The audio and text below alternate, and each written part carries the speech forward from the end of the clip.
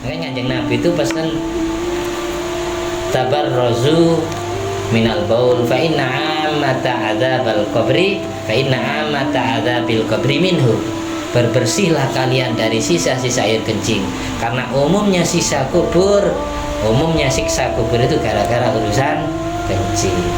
Itu bahaya sepele, tapi itu pekerjaan kita setiap hari itu, ya enggak? Makanya kalau kita kerja atau sekolah pakai celana ya, kita sarung satu buat sholat toh, biarkan celana kita najis. Yang penting ketika kita sholat pakai sarung yang suci, gitu loh, paham ya? Makanya paling enak orang sarungan daripada celana. Karena kalau kebelet langsung cepat bukanya, langsung isi seharusnya. Kalau celana ribet, maka rata-rata orang celana kalau pipis di terminal, di toilet itu kan berdiri. Tidak saya lihat itu, saya yakin tidak keluar semua, pasti tersisa di sela-sela itu daerah sekitar 2 telurnya pasti ada.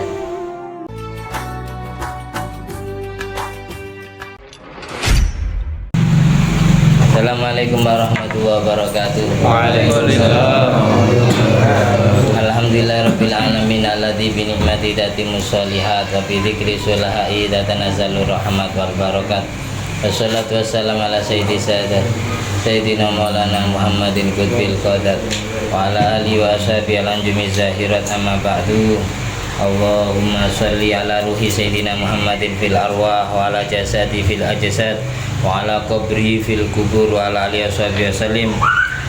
Rabbi syrah li sadri wa yassir li amri wa hlul 'uqdatan min lisani yafqahu qawli. Rabbi zidni ilman warzuqni fahma. Allahumma ftah alaina futuhal arifin waj'alna khalisatan liwajhikal karim. Allahumma arzuqna fahman nabiyyin wa ilhamal malaikatil muqarrabin. Allahumma nawwir qulubana bi nuri hidayatika kama nawwartal arda bi nuri syamsika. Rabbana fa'na bima 'allamtana. Rabbi 'allimna alladhi yanfa'una. Nabi faqina wa faqih lana wa qarabatin wa ashabil lana fi dinina. Allahumma inna na'udzubika min ilmin la yanfa' wa qalbin la yakhsha wa amalin la yurfa' wa du'ain la yusma'. Allahumma salli ala sayyidina Muhammadin wa ala ali sayyidina Muhammad madanil judi wal karam maba'il ilmi wal hilmi wal ikami barik wa sallim binati lidha ilaita wa syafaati Nabi Muhammad sallallahu alaihi wasallam jamil anbiya wal uliya wal ulama wa syuhada wa sholihin al madhkur asmam fi hadzal kitab bi nabil mustafa wal mujtaba Muhammadin sallallahu alaihi wasallam barakati jami'i walidaina abaina wa ummatina wa masyayikhina wa talamidina ra'yatina sedukan wa karabatin wa jiwarina wa zuhufina wa sahabina wa jamil muslimin muslimat wal mu'minin wal mu'minat dan masyarakat al-ardi ila magharibi al-ahya min Muhammad syai'ulil lana wa lahumul fatiha. A'udzubillahi minasyaitonir rajim. Bismillahirrahmanirrahim. Alhamdulillahi rabbil alamin.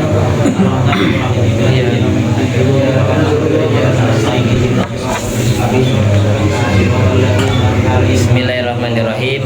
Bab adab. Makilah fil adab, yang dikatakan tentang adab.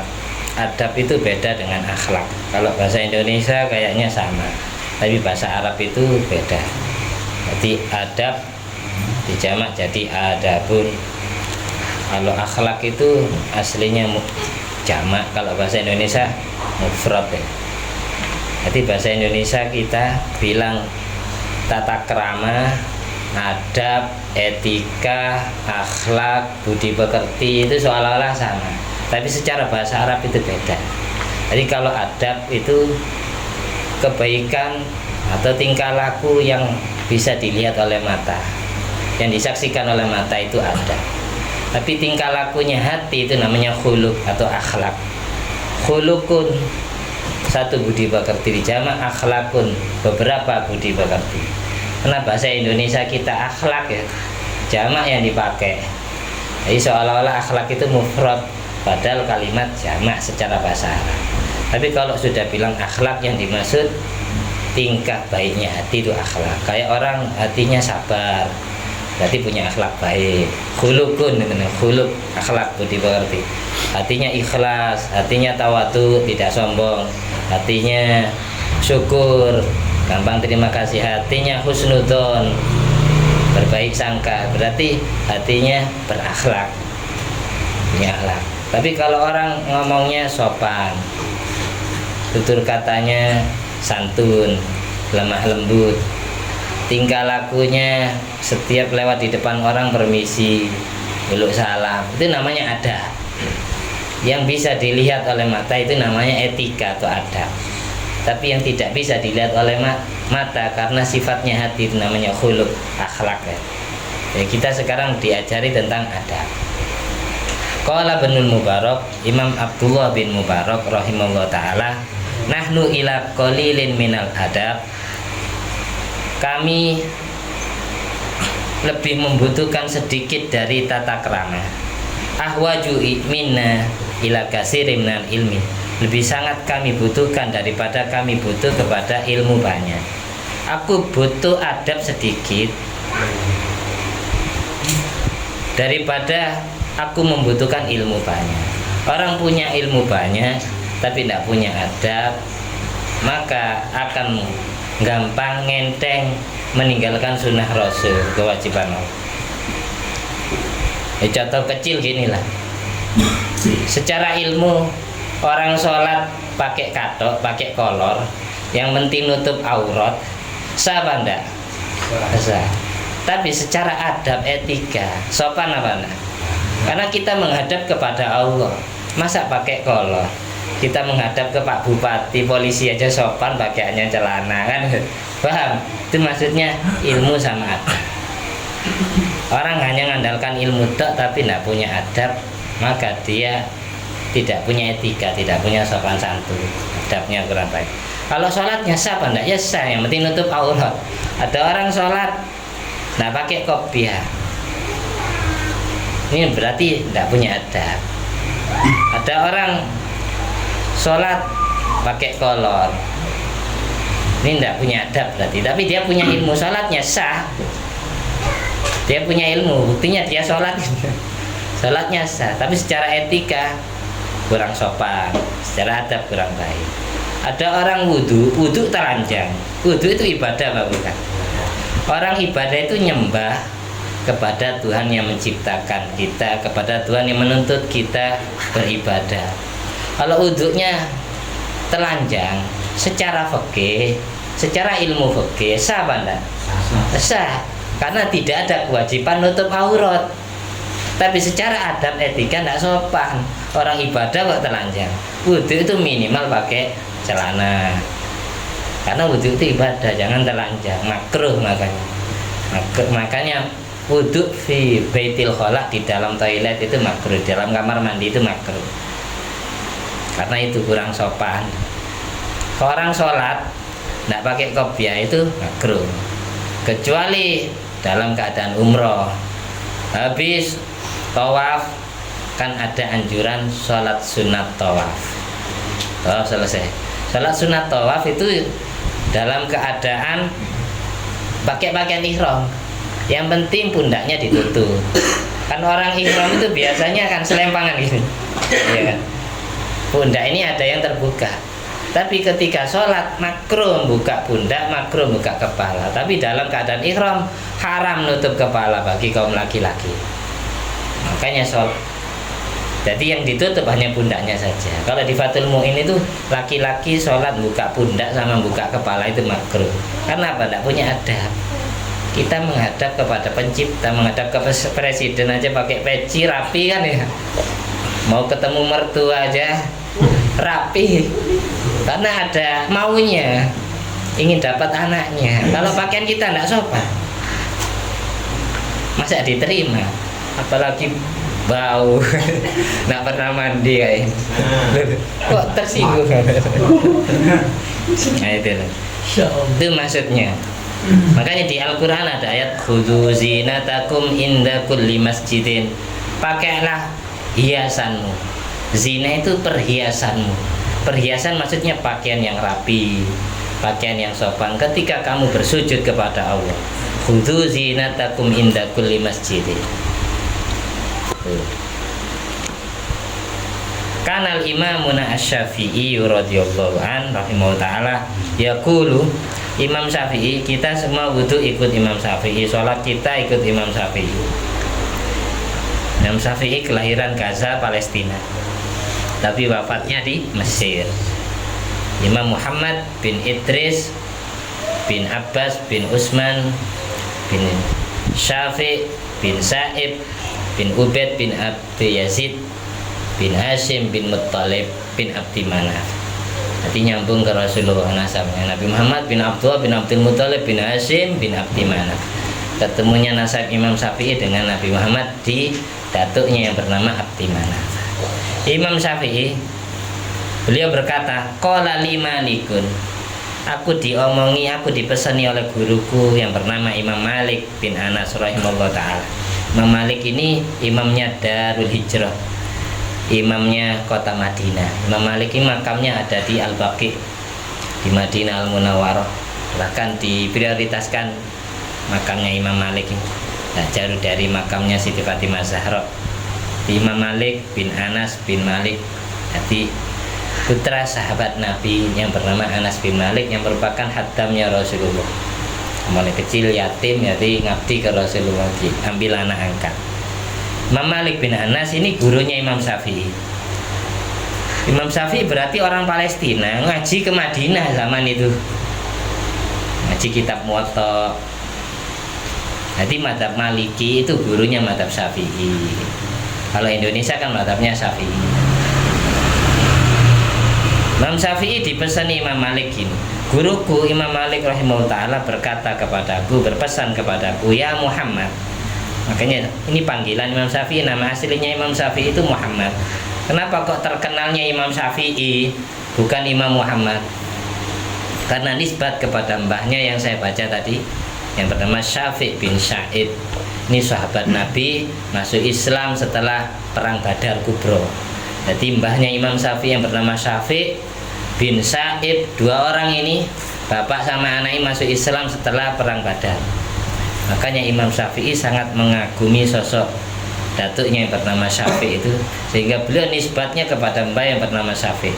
Imam Muhammad bin Idris bin Abbas bin Utsman bin Syafi' bin Sa'ib, gitu. Ini nisbatnya Imam Syafi'i, bukan Imam Syafi'i bapaknya Dan. Ini ada tetangga Imam Syafi'i, laku tangguh terlalu keras nanti merasa terpanggil. Ya Muhammad.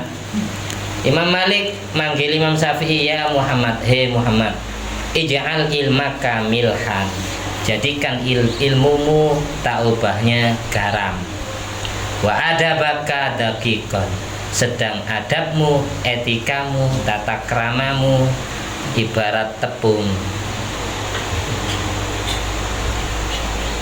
Kalau ada tepung dicampur dengan garam, misal kita buat gorengan,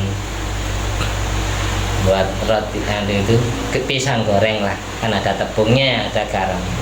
Jelas kualitas tepung harus lebih tinggi daripada garamnya. Kalau garamnya kebanyakan, maka gorengannya keasinan.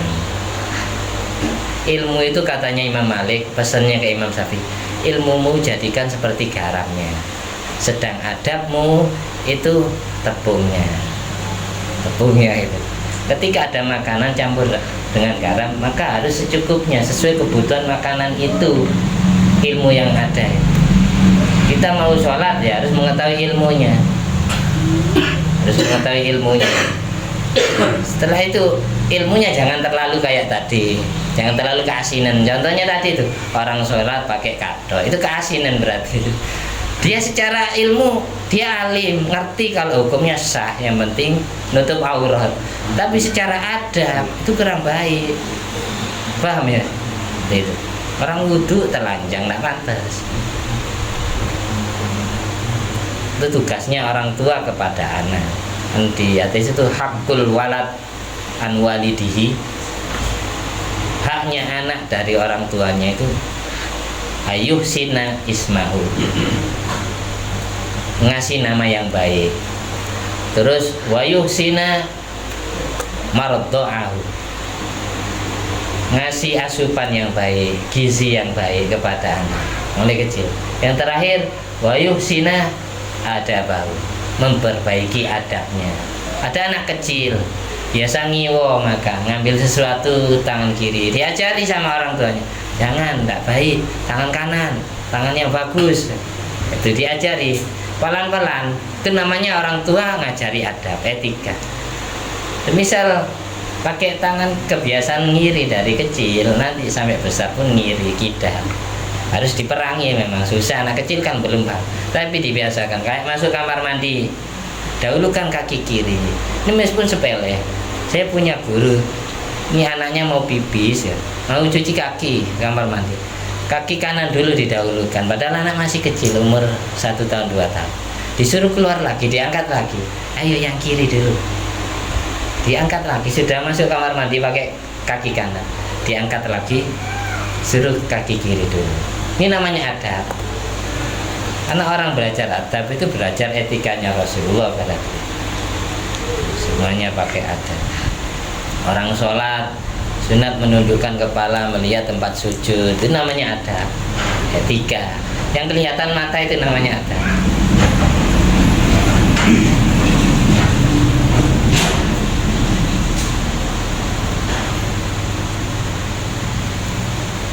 Jadi jangan salah paham.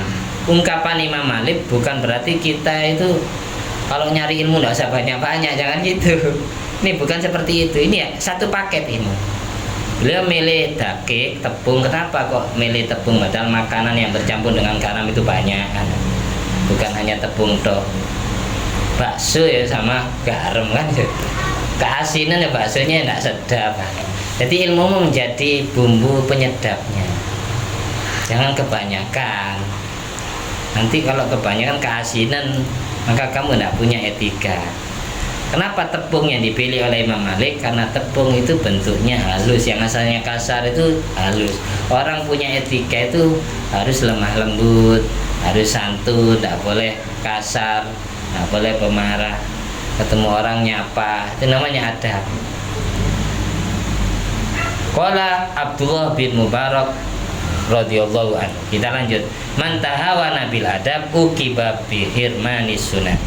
Barang siapa yang meremehkan urusan etika, maka dia akan disiksa, akan dihukum, terhalang-halangi sunnah Rasulullah untuk mengerjakan sunnahnya Kanjeng Nabi. Orang yang meremehkan urusan adab, tata krama, maka dia akan dihukum oleh Allah, terhalang-halangi untuk bisa menjalankan sunnahnya Rasulullah. Wa man tahawana bi sunan uqiba bi hirmanil faraid. Barang siapa yang biasa ngenteng urusan sunnah, kok sunnah bukan wajib aja kan, maka dia akan terhalang-halangi untuk mengerjakan hal-hal yang sifatnya fardu, wajib.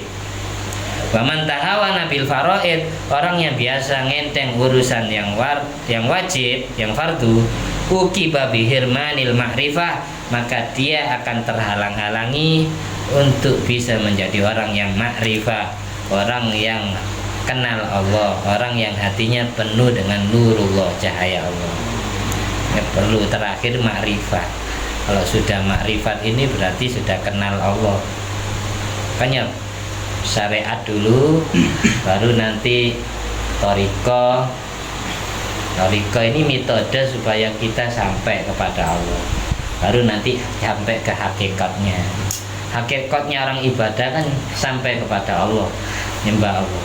Tapi kita bersandar ke syariat dulu, mengerjakan sholat pakai pergerakan, pakai adab, pakai etika. Takbiratul ihram gini, ngangkat tangan, rukuk seperti ini, cara sujud seperti ini. Itu namanya adab, etika. Dan kita tahu adab itu, etika itu harus mencari thariqahnya, metodenya. Tanya kepada orang yang tahu jalannya, tahu caranya. Kalau sudah kita ngaji, berarti kita menjalankan thariqah. Thariqahnya ngaji, bertanya ketika tidak tahu ilmu. Kalau sudah dapat thariqahnya, metodenya, maka kita nyampe ke hakikatnya, hakikat ibadah yang sebenarnya. Kita sebenarnya ini sujud kepada siapa? Apakah sujud kepada tembok? Ya tidak mungkin sholat kita di depan tembok. Sujud tetap kepada Allah. Itu medianya, thariqahnya. Thariqahnya sampai kepada Allah harus rukuk, harus sujud. aqrabu ma yakunul abdu min rabbihi fa huwa sajid.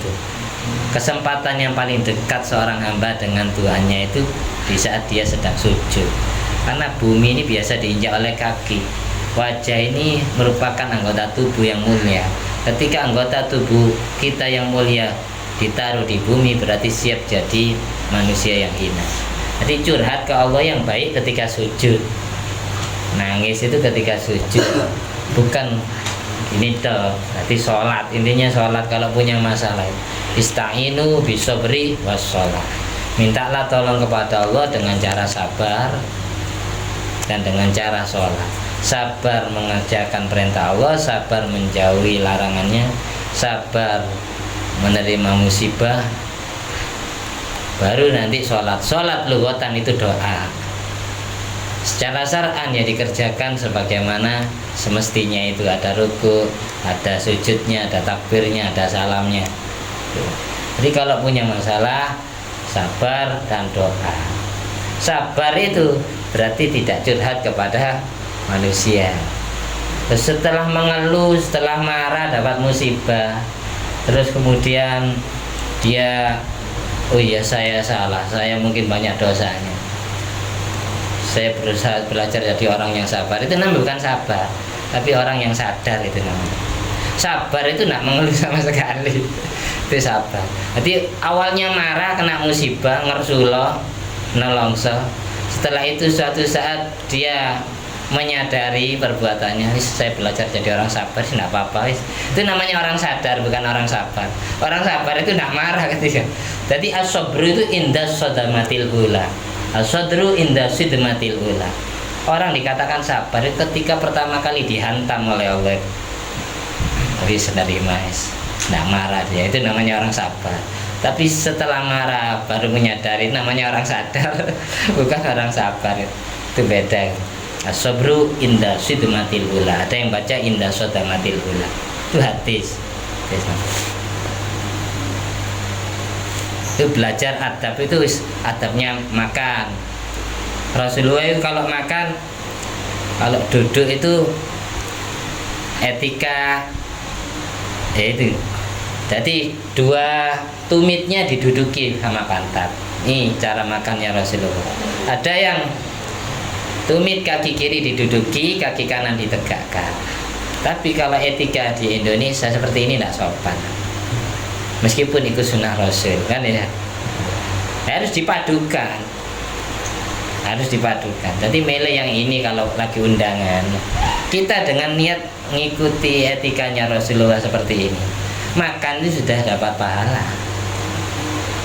Cara duduknya ikut Kanjeng Nabi. Sudah diganjar, sudah ditulis sama malaikat raqib. Oh iya. Terus makannya pakai tangan kanan. Sebelum makan cuci tangan, kan sunnah itu semua. Etika itu, etika yang diajarkan Kanjeng Nabi. Itu sudah cuci tangan dapat pahala. Makan pakai tangan kanan dapat pahala. Kesunatan tangan kanan. Terus sebelum makan baca Bismillahirrahmanirrahim. Itu dapat pahala. Terus baca doa ma barik lana fima razaqtana wa qina adzabannar. Ketika makan nasi baca sholawat ke Kanjeng Nabi. Habis selesai doa lagi, alhamdulillah alladzi at'amani hadza wa razaqani min ghairi haulin min wala quwwatin. Dapat pahala lagi, dosa-dosanya Allah ampuni. Dosa yang sudah lalu dan yang akan datang. Yukaffiru sanatal mati al musafir. Itu namanya adab. Hal-hal yang baik yang diajarkan Kanjeng Nabi yang kelihatan mata itu namanya adab. Jelasnya. Itu dalam hal makan itu. Belum tidur, belum urusan kamar mandi.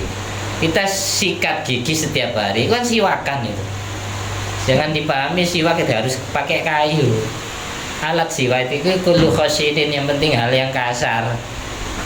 Kalau jari-jari kasar ulama hilang. Misal ada jari-jarinya kita ada yang kasar karena setiap hari ngarit, itu jadi tukang bangunan. Terus tidak bisa dipakai, kalau Imam Ramli tidak bisa dipakai alat siwak, jari-jari yang kasar.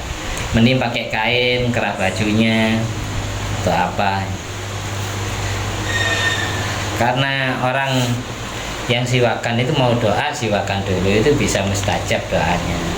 Orang mau mati disikati dulu giginya, ruhnya gampang keluar. Itu halnya sepele, tapi ada rahasia tersendiri. orang menggosok gigi itu siwakan. Setiap hari kita siwakan, setiap hari kita masuk toilet. Sementara kita tidak pernah mengerjakan sunnahnya Rasulullah. Nah, banyak baca doa sebelum masuk kamar mandi, sesudah keluar dari kamar mandi. Itu sudah diajarkan semua kan. Bismillah Allahumma inni a'udzubika minal khubusi wal khaba'is. Dengan menyebut nama Allah diawali bismillah.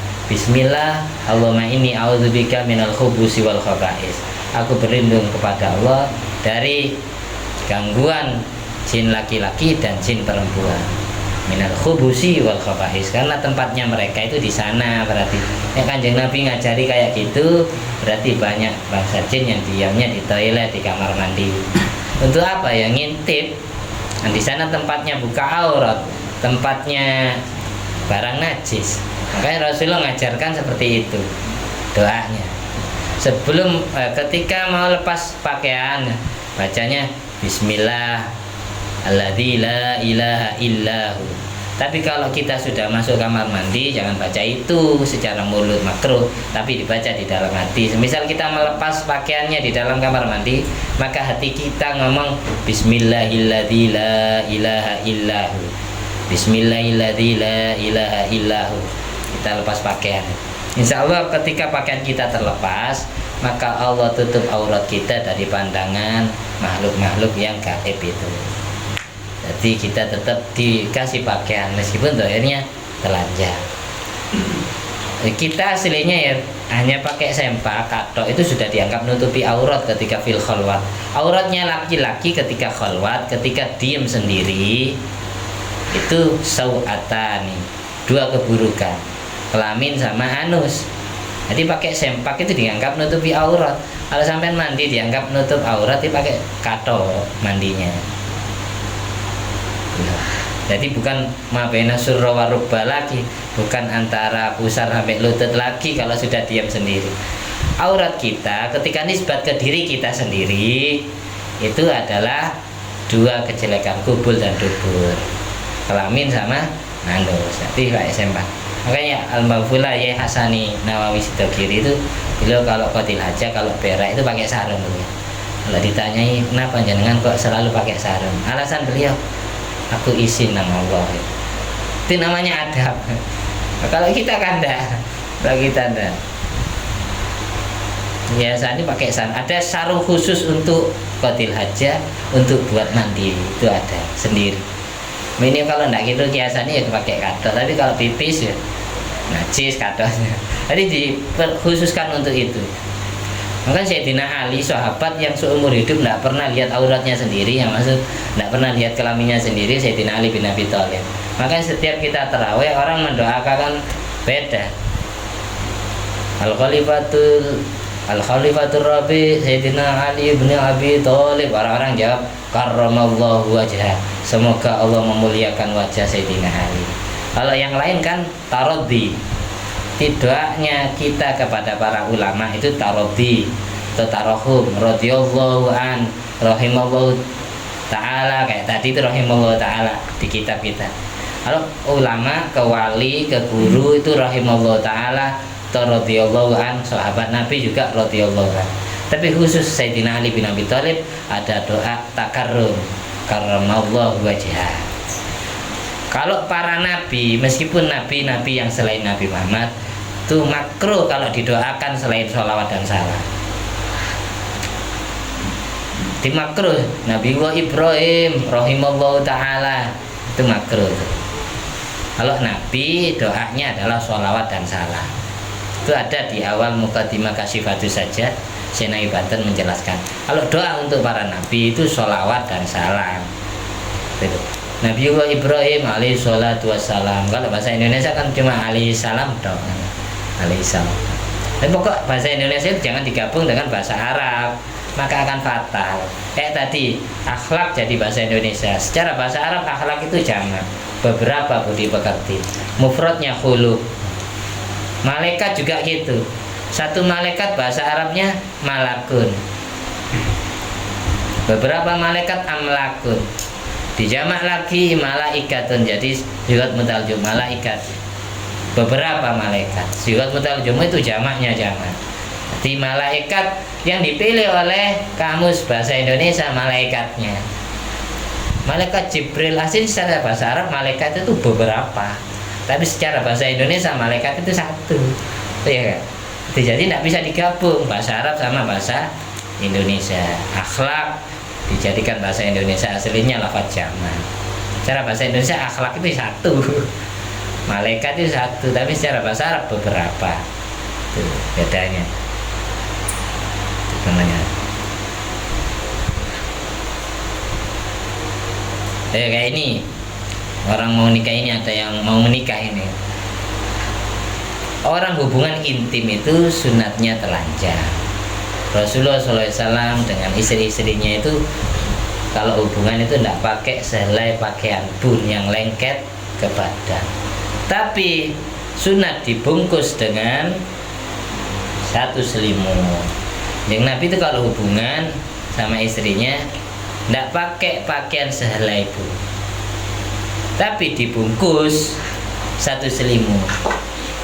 Oh, sumuk semisal gerah ya, dia badannya saja yang diselimuti, tapi yang perempuan kepalanya jilbaban, yang laki-laki pakai kopiah. Ini namanya adab. Kalau kita bisa menjaga adab ketika hubungan, insya Allah jadinya anak ya baik, beradab. Itu tergantung orang tuanya yang buat. Saya punya guru Yai Abdul Ali bin Abdul Jalil Mahula. Beliau itu kalau hubungan ya tidak pernah kayak orang itu. Kan makhluk Allah itu bukan manusia saja. Kamu di dalam kamar telanjang bugil sama istrinya, sementara kamu diintip bangsa jin yang nonton video kamu. Relakah dirimu auratnya dilihat, aurat istrinya dilihat oleh makhluk lain? Makanya pengantin baru itu diantara manusia yang disenangi bangsa jin. Al-arus wal arusa, nanti di belakang kitab ini tidak ada keterangan. Di antara manusia yang disenangi bangsa jin itu al-arus wal arusa, pengantin laki, pengantin perempuan. Ini banyak anak kecil datang ke pelaminan pengantin itu biasanya takut karena banyak setan-setan jin-jin yang siap ngintip malam pertamanya. Maka jadi pengantin itu banyak zikir di pelaminan, di kuadi itu. Yang perempuan, yang laki-laki banyak zikir, minta perlindungan kepada Allah, minta ditutupi auratnya. Ketika lepas pakaian baca doa tadi itu, Bismillahirrahmanirrahim, la ilaha illahu. Biar auratnya Allah tutupi dari mata mereka. Itu dijaga. Ini ilmu kan? Kalau tidak hafal doanya gimana? Baca ya Allah lindungi, tutuplah aurat saya dari mata setan-setan yang mengintip kepada saya. Doa, makanya doa sebelum masuk kamar mandi yang Rasulullah ajarkan, doa berlindung dari bangsa jin dan karena tempatnya orang telanjang, tempatnya najis, mereka suka di situ. Jadi kalau punya toilet kamar mandi jangan dimatiin lampunya. Biasanya kalau terang mereka tidak betah. Sebelum maghrib mereka siap-siap cari tempat yang gelap. Ketika sukses tempatnya terus gelap ya sampai pagi nanti ditempati. Jadi kamar mandi itu jangan dimatikan lampunya, ya, dihidupi aja, diterangi. Ya, tempat-tempat yang gelap itu makanya angker. Makanya angker. Karena kalau yang terang-terang ini tidak kerasan, paling yang kerasan satu orang dari bangsa Indonesia. Nah, setelah keluar kamar mandi, doa yang diajarkan Kanjeng Nabi ghufranak. Ghufranak itu apa? Mohon ampunan kepada Allah. Karena kebanyakan orang di dalam kamar mandi hatinya ghaflah kepada Allah, sehingga keluar dari kamar mandi sunat minta ampunan kepada Allah. Ghufranak, aku mohon ampunanmu ya Allah. Ini tidak bisa bahasa Arab, bahasa Indonesia. Bismillah, aku berlindung kepadamu dari godaan jin laki-laki dan perempuan. Gitu. Masuk kamar mandi. Nanti ketika melepas pakaian, dalam hatinya Bismillah alladzi la ilaha illahu. Itu ada sampai baca di kitab fikih apa saja doanya, yaitu kitab Baijuri, I'anatul Talibin, Hasiyatul Jamal, Bujairul Malakotib. Saya sudah mempelajari semua. Sama semua doanya yang diajarkan itu. Tapi kitanya jarang ngamalkan kayak. Cara duduk qadil haja, orang pipis itu kan sunatnya gini. hampir mirip dengan makan, tapi bedanya di sini. Jadi tumit kiri itu diduduki sama pantat kiri. Nanti kaki kanan kentol betis ini ditegakkan. Orang pipis, orang berak itu seperti ini. Itu loh, natnya gini. Ini mempermudah keluarnya kotoran. Kalau masih susah, sebagaimana di kitab Tadhkirun Nas itu dijelaskan bacaannya sebagaimana di surat Kahfi. Masya Allah la quwata illa billah. Jadi dalam hatinya itu sambil ngeden ngomong zikir itu. Masya Allah la quwata illa billah. Tidak ada la haulanya, tidak ada. Masya Allah la quwata illa billah. Sesuatu yang Allah kehendaki, tidak ada kekuatan yang dapat membantu bisa mengeluarkan kotoran dengan mudah, pipis maupun tai, kecuali sebab ditolong oleh Allah, dipermudah oleh Allah. Itu Masya Allah, biar nak sekelan, apa istilahnya sekelan lah, biar nak susah. Terus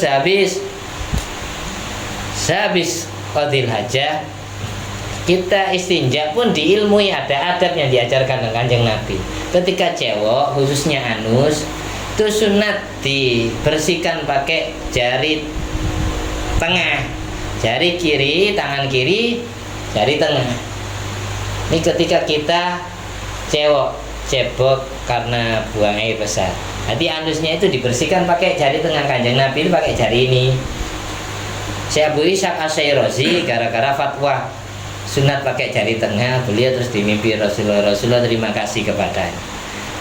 Allah mengampuni semua dosa-dosanya. Gara-gara di kitab Muhadzab diterangkan kayak sunnah orang istinja itu pakai jari tengah. Itu kalau tubuh. Ini adabnya diajarkan Kanjeng Nabi seperti itu. Terus nanti kalau kencing, membersihkan sisa-sisa kencing itu pakai jari telunjuk sama jari jempol tangan kiri. Jadi anggap ini amit ini. Ya harus jelas ini kelamin kita. Ini pentolannya. Nanti dipencet gini, di bawah ini dari anus dipencet, di bawah ini dua pelir ini dipencet. Yang jari jempol bagian atas, yang jari ini telunjuk bagian bawah. Nah, dipencet 3 kali pelan-pelan. Biar sisa-sisa kencingnya ada di bawah itu pelirnya, telurnya itu keluar. Nah, dipencet secara pelan-pelan lembut 3 kali. Nanti baru an-natru. Natru itu diurut kelamin. Kalau perempuan, daerah di sekitar bibir itu yang dipencet. Kalau perempuan, kalau laki-laki gitu cara istibroknya, membersihkan dari sisa-sisa kencing. Ini diajarkan semua lengkap oleh Kanjeng Nabi, adabnya orang qadil hajah, orang istinja. Karena kebanyakan, apalagi kita kencingnya berdiri. Kencing itu sunat kan duduk. Tapi orang kencing berdiri karena dia pakai celana. Dia kencingnya di toilet-toilet bandara, toilet terminal kan itu kan berdiri. Pasti ada sisa-sisa kencing yang tidak keluar semua. Lalu kita sholat, kita rukuk, kita sujud, terus kita bersin-bersin, ajim, keluar sisa-sisa air kencingnya, tidak keluar semua tadi itu, najis celananya. Sholatnya diteruskan, terus di alam kubur sholatnya tidak dapat pahala. Karena apa? Dihitung tidak pernah sholat fardu. Saya sholat malaikat mungkar nakir. Katanya siapa? Kamu sarung celananya selalu najis. Ini disiksa oleh malaikat. Makanya Kanjeng Nabi itu pesan tabarrazu minal baul fa inna amata adzabal qabri fa inna amata adzabil qabri minhu. Berbersihlah kalian dari sisa-sisa air kencing, karena umumnya siksa kubur itu gara-gara urusan kencing. Itu bahaya sepele, tapi itu pekerjaan kita setiap hari itu. Jaga. Makanya kalau kita kerja atau sekolah pakai celana ya, kita sarung satu buat sholat toh, biarkan apa itu celana kita najis. Yang penting ketika kita sholat pakai sarung yang suci gitu loh, paham ya? Makanya paling enak orang sarungan daripada celana. Karena kalau kebelet langsung cepat bukanya, langsung isi sebenarnya. Kalau celanan ribet.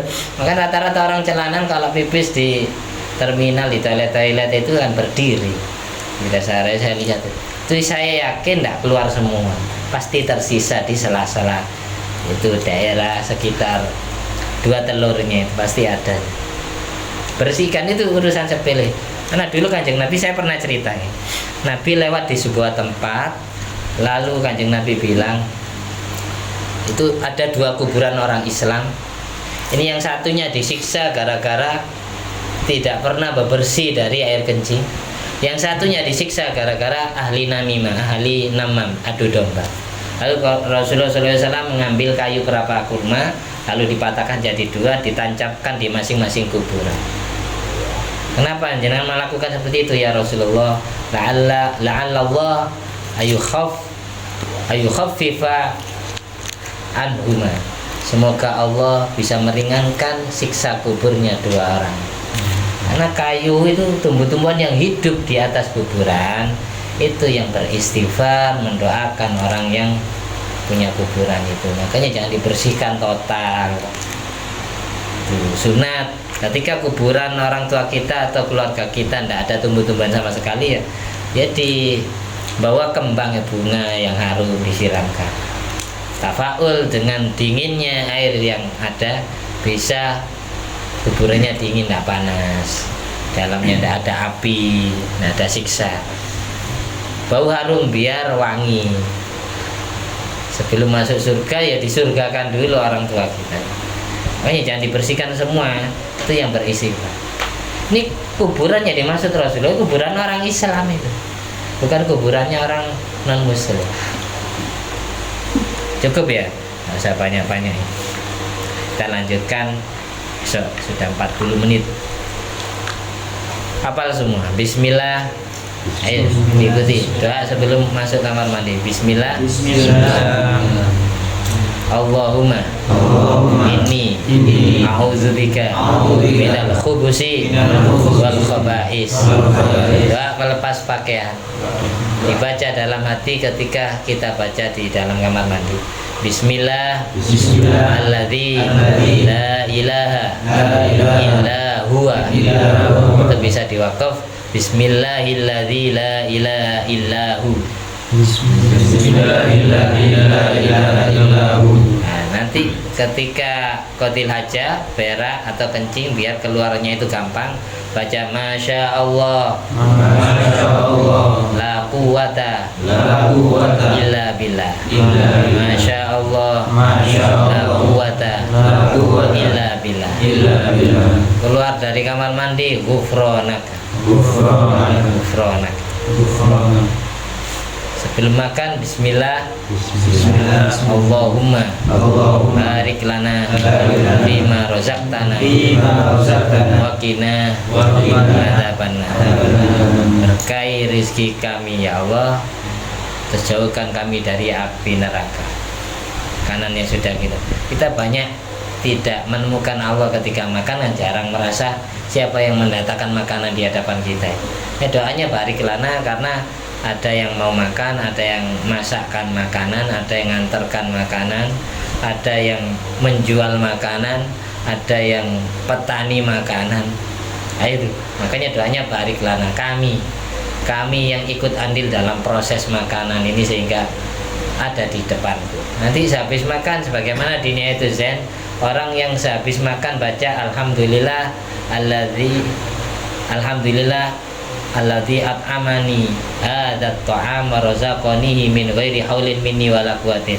Segala puja dan puji hanya milik Allah yang telah merizkikan makanan ini kepada saya tanpa daya dan kekuatan saya sendiri. Orang yang baca doa itu sesudah makan, Allah ampuni dosanya yang sudah lalu dan yang akan datang. Kita tadi ketika melepas pakaian bismillahirrahmanirrahim. Ketika kita pakai pakaian pun juga diajarkan sama Kanjeng Nabi doanya. Jadi ketika kita pakai pakaian, alhamdulillah, ikuti. Alladzi kasani ada wa razaqanihi min ghairi haulin minni wala quwwatin. Hampir mirip dengan doa sesudah makan. Alhamdulillah alladzi kasani. Kalau sesudah makan alladzi at'amani. Itu sepele. Ketika kita pakai pakaian terus baca alhamdulillah alladzi kasani hadza wa razaqani min ghairi haulin minni wala quwwatin, itu dosa kita Allah ampun. Ketika kita cuci pakaian pun, ngelipat pakaian inda saub, itu sunat zikir juga. Karena apa? Kalau pakaian ini ketika dilipat ini tidak dizikiri, maka akan dipakai setan. Ya, ketika ngelempit pakaian itu dizikiri. Kalau pakaian kita tidak dipakai, guys, apa tujuan ketika dilepas dizikiri tadi itu? Bismillahirrahmanirrahim. Misal mau dicantolkan, itu biar tidak dipakai setan.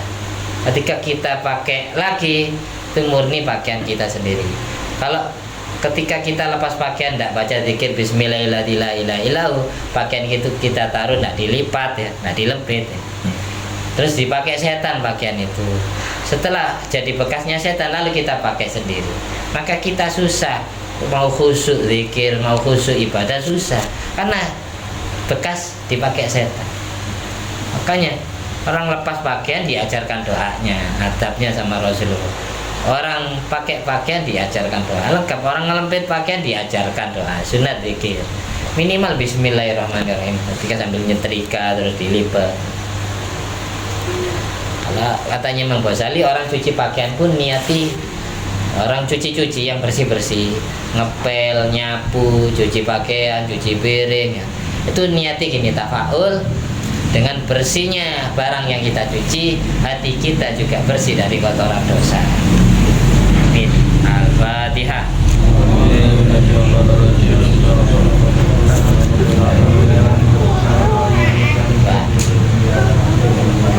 Bismillahirrahmanirrahim. Alhamdulillahirabbil alamin. Allahumma shalli ala sayyidina Muhammadin wa ala ali sayyidina Muhammad.